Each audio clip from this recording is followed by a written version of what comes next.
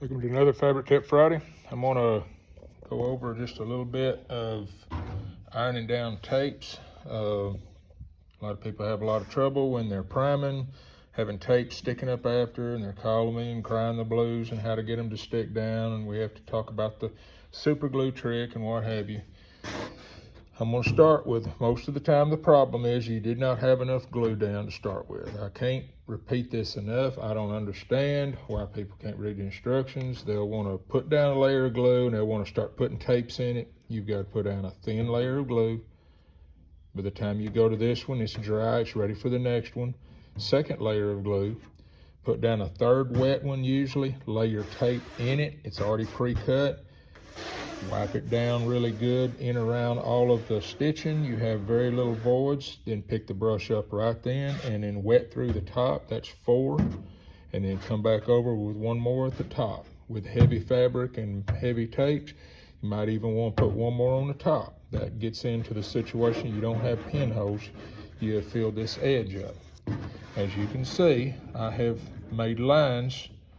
And when I put my glue down, you want to glue just out to your line or a little more. You know, people want to try to be so precise. By you being so precise, the very tips may not have enough glue. But with all that said, let's say you did everything right, and when you put the final glue on, you feel this edge is really rough. I'll walk across the room to get it. I think I laid it over here. Parchment paper is one way to keep your iron good and clean. You can lay parchment paper, you can see through it. That'll keep your iron, from getting glue and stuff on it. But what we're wanting to do, I usually set my iron just below 300. With the parchment paper, you may have to rest on it a little further. As we've talked before, you don't start this, ironing out on here because you'll shrink the tape, you'll move it, you'll shear this whole glue line. The glue kind of activates with heat, so it can be totally dry, but you can activate that with heat. What we're wanting to do, I'm gonna do this without the parchment paper. You can see it. You go up here, and I usually just catch the very edge of it, hold it down flat, and push it out. And you can tell, you can feel there versus that roughness that you're getting a good job of getting them down. I really try to get these down, and I still have some that comes up. When you do the fabric wash with a paper towel or whatever, you'll catch them.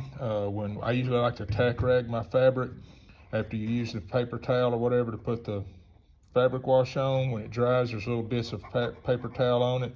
Usually those will blow off with a microfiber towel, but you'll catch those little edge. Now you don't get to the point of start going. That's not doing it. You got to seal that, because the nature of that tape, the edge of it is when that glue and everything hits it, everything is standing up and all raw and gnarly. Another deal, people will go in and they'll mark their tapes, and this has got 4-inch tape on this wing. They'll mark their tapes, and then they'll mark their 4-inch lines here. And then they'll go in and they'll put their glue down here, and their glue down here, and their glue down here.